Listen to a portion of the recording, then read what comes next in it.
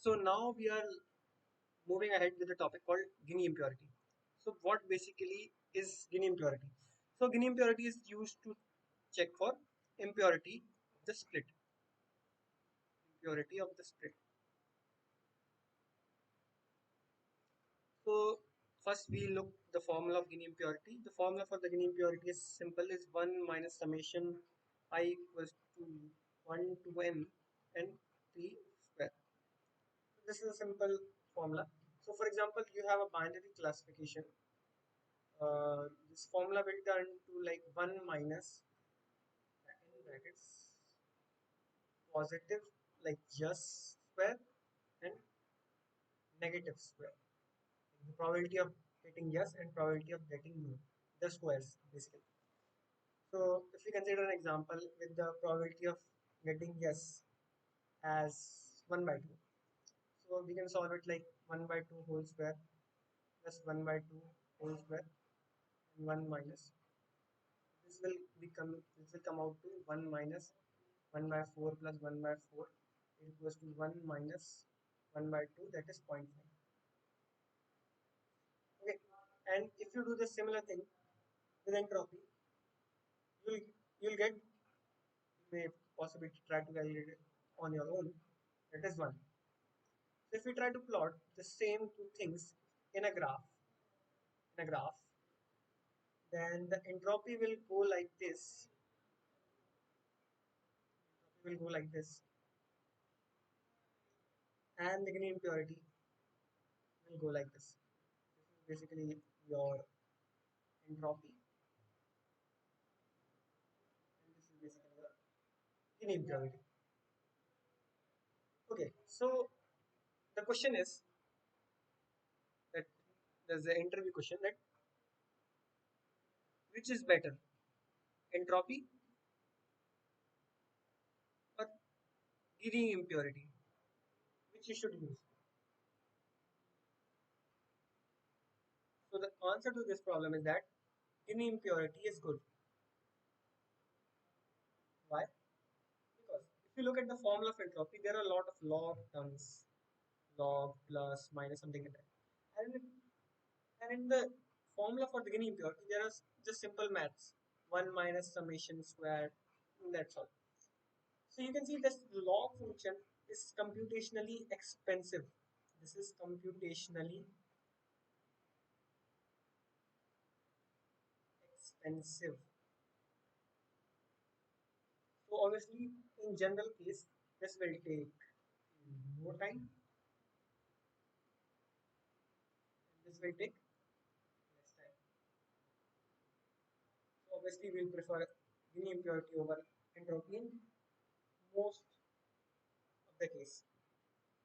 Okay, so Gini impurity, you can say that Gini impurity is way fast than entropy. If this is a tree, we'll be doing multiple calculations of the log, and this will be fast. So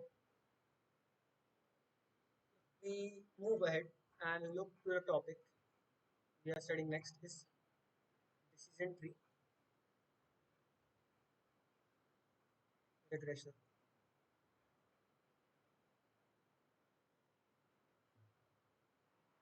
So how a regression problem can be solved with the help of decision tree.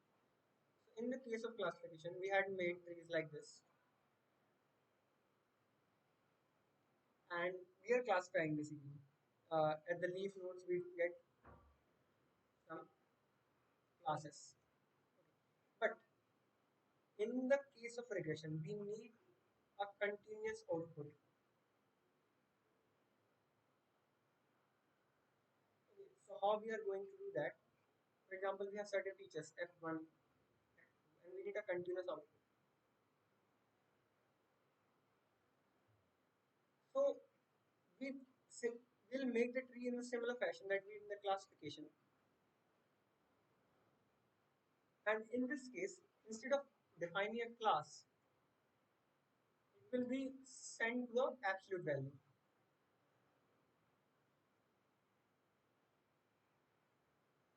To get the outputs, we'll be having means absolute error or mean square error.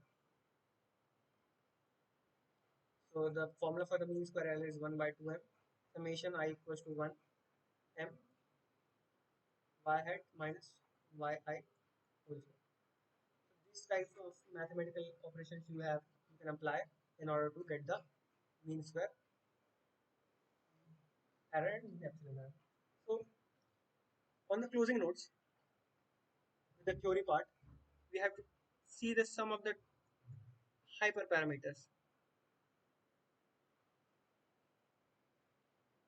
So these are like depth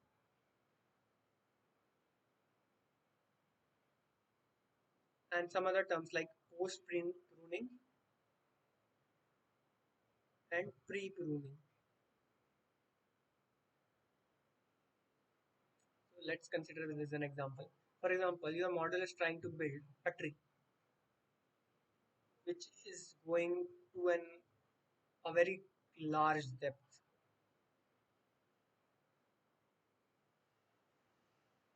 Let's say it went up to 10,000 depth. What will happen? It will lead to the problem called overfitting. So the question is, what is overfitting? So let me quickly explain what is overfitting here. So if your model performs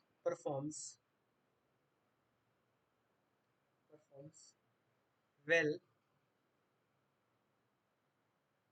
with training data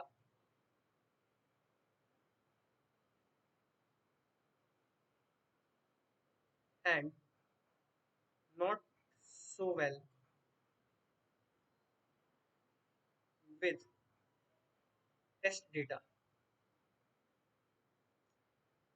you can consider that this is because of the problem called overfitting. So if I diagrammatically try to explain what overfitting is, that so for example, consider a linear regression example. There are multiple points,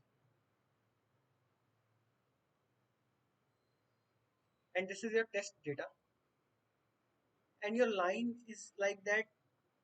It is trying to match all the possibility of the training data. But for example, there are certain test inputs we are out here.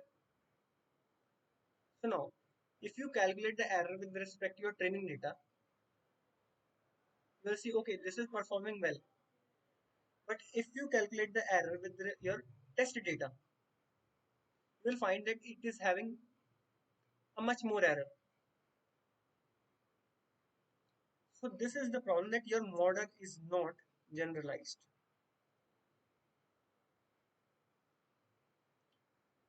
And this might happen because of feeding the model with too much data. Or another problem is that your model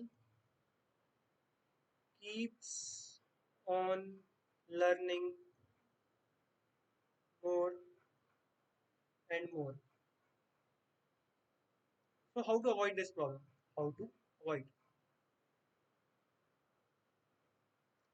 You can avoid with defining the max depth in case of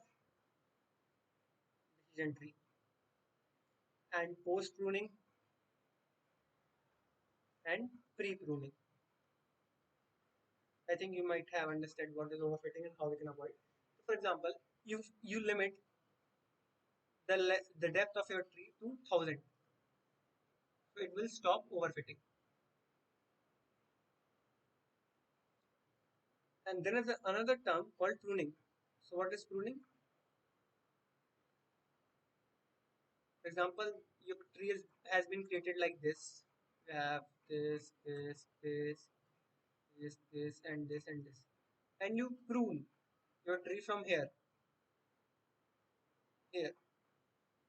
So the model will only function up to here. Pruning is basically cutting. Right. So these are some of the hyperparameters you can play along. To get the best, we have certain methods like grid search, CV. Basically, these are cross validation. cross validation technique. There is another method called random search CV,